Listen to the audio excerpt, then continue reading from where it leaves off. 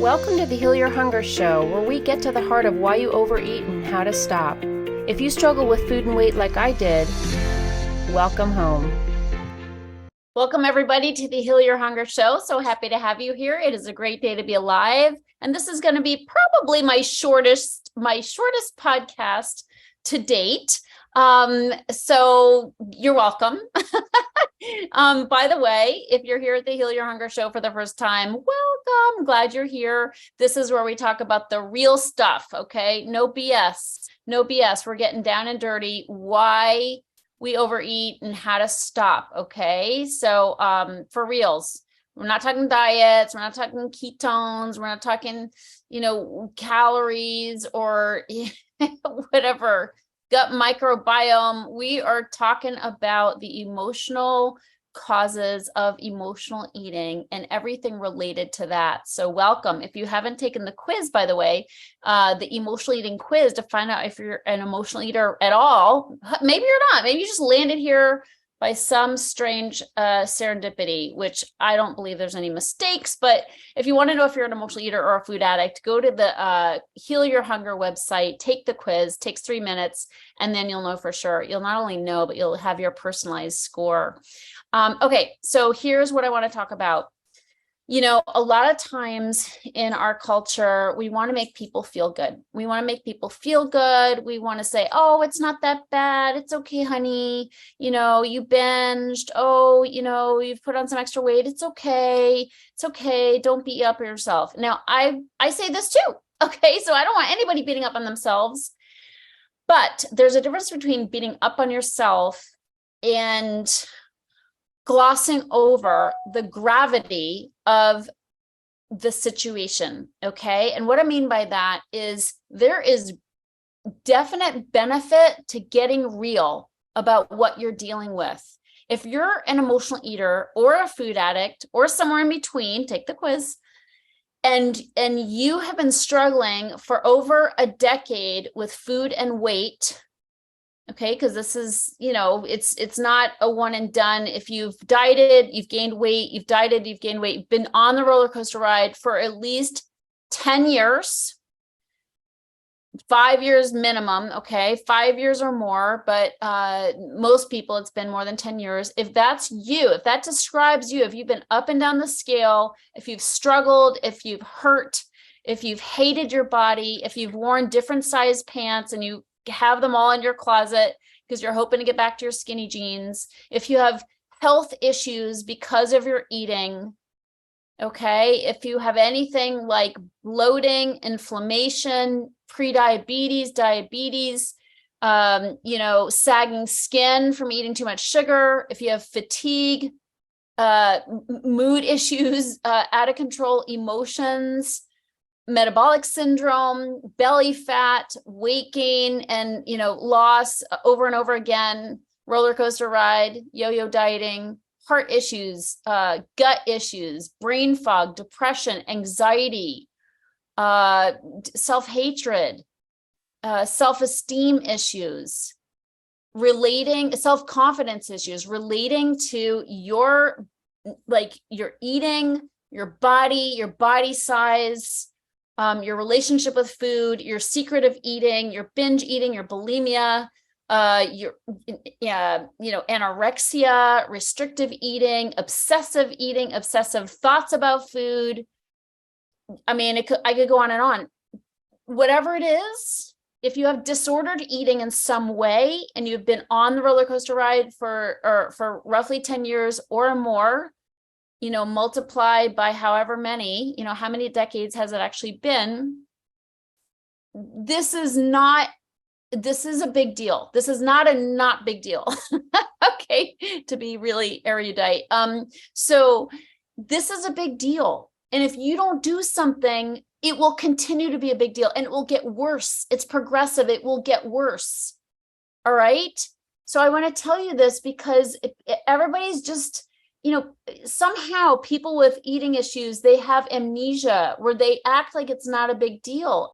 Denial is a function of being an emotional eater, being a food addict. Any addiction has denial built in as one of the most outstanding characteristics.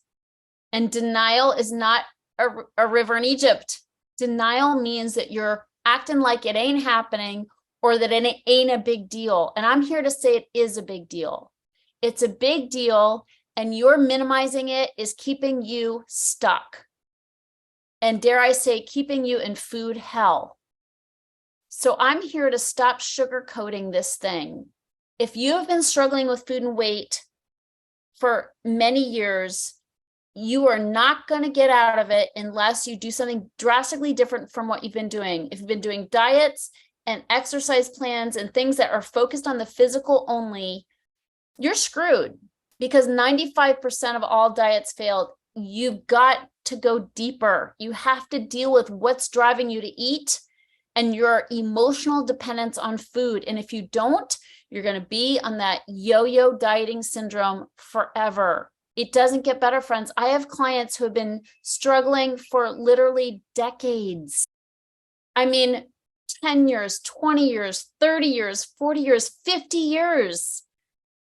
I give presentations and I have women in the audience who have been on this hellish ride of weight loss and gain and food obsession and all kinds of machinations around weight loss for literally 50 years. You may be one of them. Okay, so I just want to say, stop the madness.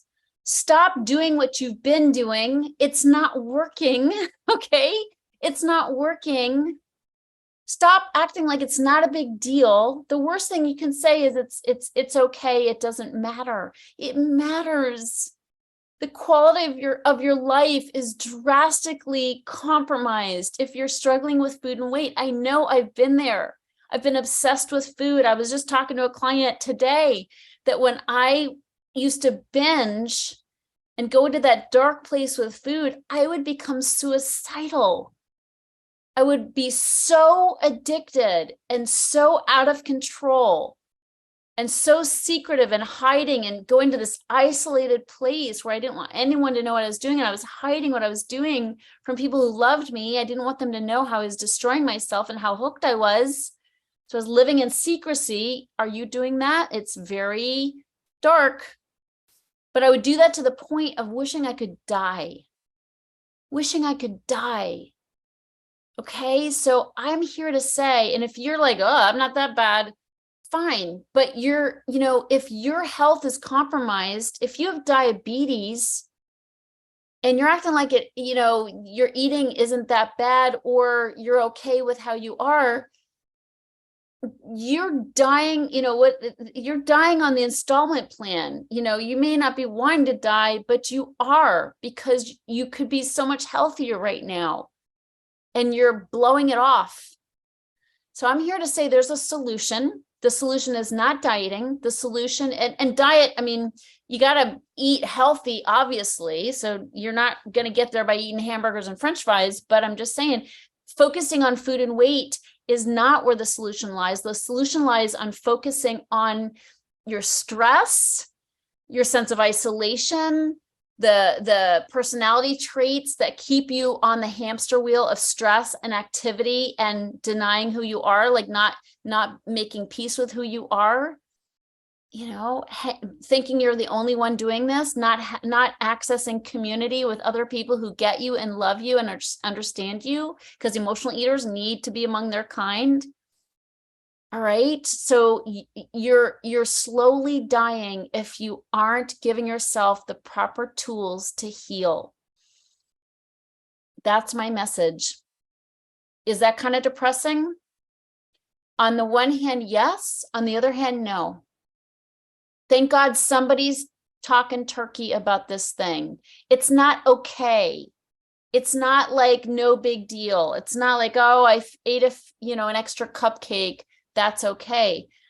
Friends, if you're doing that on a regular basis, if you're eating in a way that you're, living, your health is compromised, if you're living with autoimmune issues and gut issues and diabetes and heart problems and hypertension and high cholesterol, not to mention the other things like self-hatred and depression and anxiety and a sense of hopelessness. If you're living with any of the above, it doesn't have to be that way.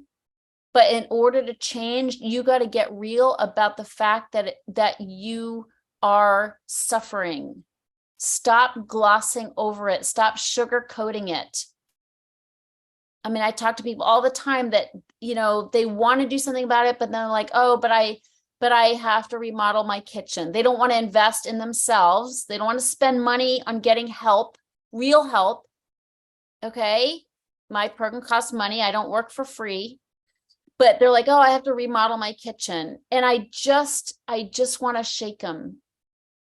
How can you enjoy that remodeled kitchen if you're dying from all the ramifications of being hooked on food, being a slave to food? Get real. This problem isn't going away. I don't care if you just had a good day where you didn't overeat and you ate a salad. Good for you.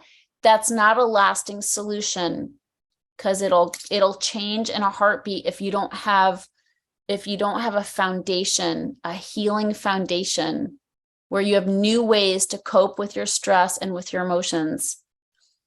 I owe you the truth. I owe you the truth. And I just wanted to share it here.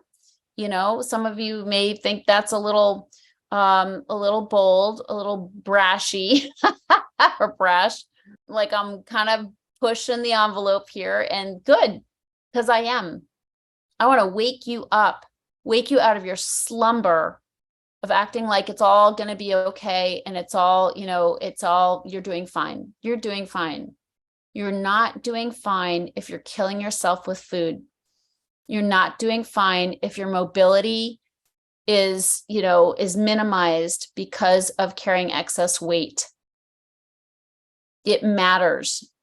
You deserve better than you're giving yourself. So this is a wake-up call. There's a way out, and it's not through diets. If you want to know what it is, I'm happy to share it. Come to healyourhunger.com, sign up for an emotional eating breakthrough session. Let's talk. Let's talk about a real solution so you can live in freedom from the enslavement to food. You deserve that, and it's not going to happen if we're just going la, la, la, la, la, no biggie. It's all good. Get a plan, get a system that will work for you to deal with the underlying causes, to start loving yourself and start treating your body with love and respect. Can't do it on your own. So please reach out. I'd love to talk with you. You deserve so much better than you're giving yourself. Wake up. This is not a dress rehearsal. I love you so much. Thanks for listening. I'll see you on the next show. If you enjoyed this podcast and want to get free support, insider health info, exclusive invites to events, and more, visit healyourhunger.com.